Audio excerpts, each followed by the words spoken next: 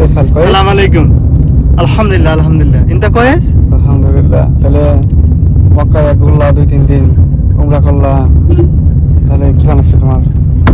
ভাষা প্রকাশ করলাম না তো, আল্লাহর শুকরিয়া আদায় করা আমি খালি, আল্লাহ লাখ লাখ শুকরিয়া। আর যারা যারা আর নিয়ত করছে আল্লাহ তাকে হেদায়েত দেখ, তারা হোক, তারা ইমান ঠিক করুক, এই নয় এরা তার ইমানের যারা শক্তিটা আবার বেশি বাড়ে।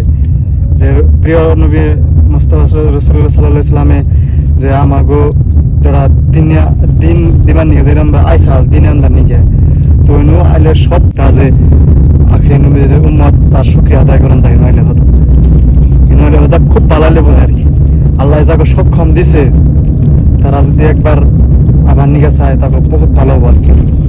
তারা যেন আবার চায়, মানে তোমার হিসাবে চেঙ্গা বয়সে উমরা করা ভালো নাকি বয়স হলে? আমি এটা কমু যে যারা তার মানে 20 বছরের তলে তাদের জন্য সব থেকে বেস্ট এনো, মানে যারা শারীরিকভাবে ভালো আর কি তাদের জন্য সব থেকে বেস্ট, তারা সবকিছু করা হবো।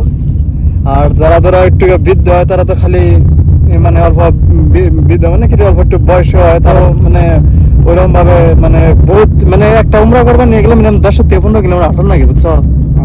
জানি। তো যার জন্য একটু বয়সের মানুষের জন্য একটু অসুবিধা হয় আর কি। তো আমি এটাই কমু যে যেই মানে যারা আল্লাহ সক্ষম দিছে যদি পারে তারা কম বয়সে হোক কমসে কম উমরা করবার নিয়ে হজ তো পরে করাই হবো, হজের নিগে হজ বা উমরা যেটাই হোক।